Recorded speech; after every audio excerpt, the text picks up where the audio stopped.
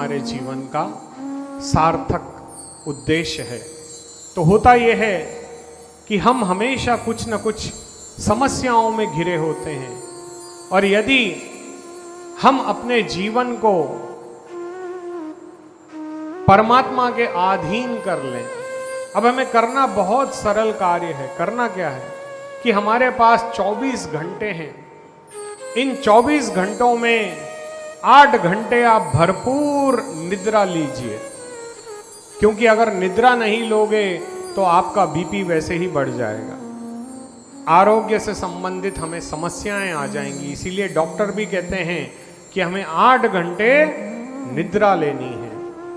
इसके बाद बचे हुए 8 घंटे हमें खूब मेहनत करनी चाहिए, क्योंकि ये कलयुग है और कलयुग कर्म प्रधान है।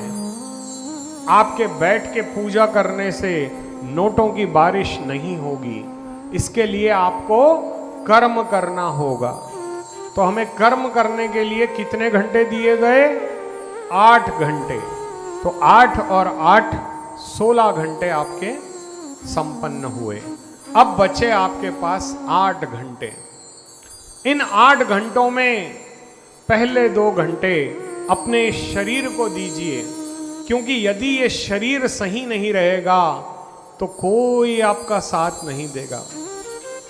अक्सर देखिए, जब व्यक्ति वृद्ध हो जाता है तो उसके नौकर चाकर उसे ले जा करके डॉक्टर को दिखाते हैं। उनके बच्चों के पास इतना समय नहीं होता कि वो अपने माँ बाप को ले करके हॉस्पिटल जाएं।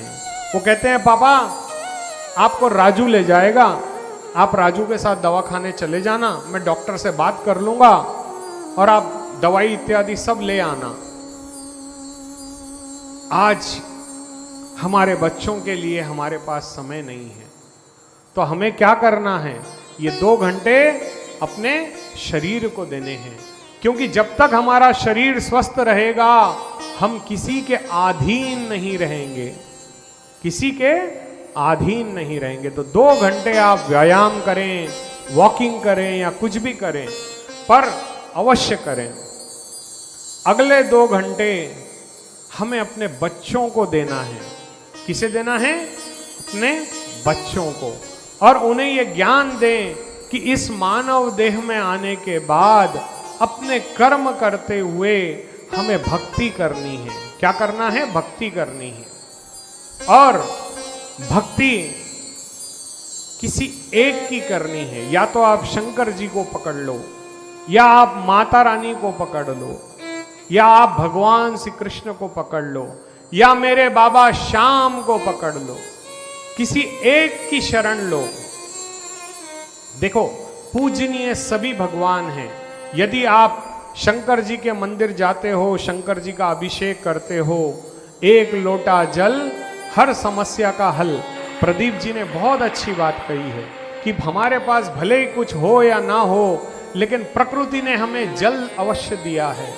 और ये 1 लोटा जल यदि हम शिव पर समर्पित करते हैं श्रद्धा से और विश्वास से, तो हमारे करोड़ों जन्मों के पाप समाप्त होते हैं। वैसे ही आपके घर में एक छोटे से लड्डू गोपाल तो होंगे, मेरे बाबा श्याम तो होंगे, उन पर भी आप 1 लोटा जल ही चढ़ा दीजिए श्रद्धा से, लेकिन चढ़ाइए जरूर। ऐसी ऐसी दिव्य बातें और अपने बच्चे के भविष्य को लेकर के उन्हें ज्ञान दें कि बेटा तू मैथ्स में बहुत होशियार है, तू मैथ्स में बहुत होशियार है, तू इंजीनियर बन सकता है। उसे मार्गदर्शन दीजिए, उसे उसके हाल पर मत छोड़िए।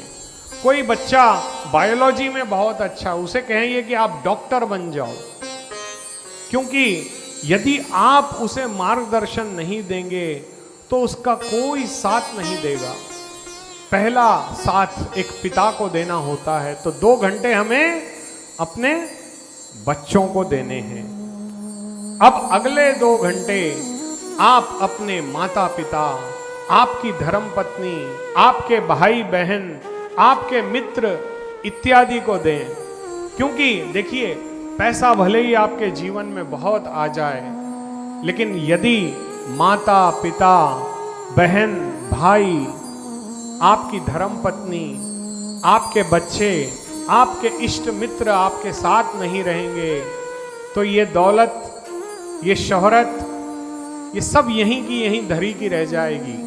और वो दिन दूर नहीं जब 4 लोग आपको कंधे पर उठा करके ले जाएंगे और तब आपका नाम, आपका वजूद, आपकी इमेज, सब कुछ धरी की धरी रह जाएगी।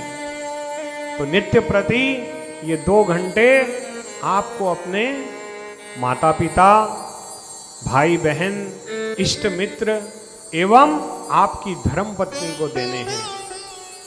अब बचे आखिर के 2 घंटे। आप लोग बताओ ये 2 घंटे किसे देने हैं? कोई बोल सकता है?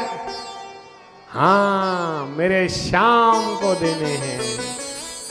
तो हमें करना क्या है? हमें श्याम नाम का कीर्तन करना है। नित्य प्रति एक संकल्प ले लीजिए, चाहे सुबह हो, शाम हो, रात हो, जब आपका समय आपको मिलता है, ये अपने दोनों हाथ हमारे गोविंद ने यूं ही नहीं दिए हैं। इससे हम हर कार्य कर सकते हैं और इसी से हम परमात्मा का कीर्तन भी कर सकते हैं।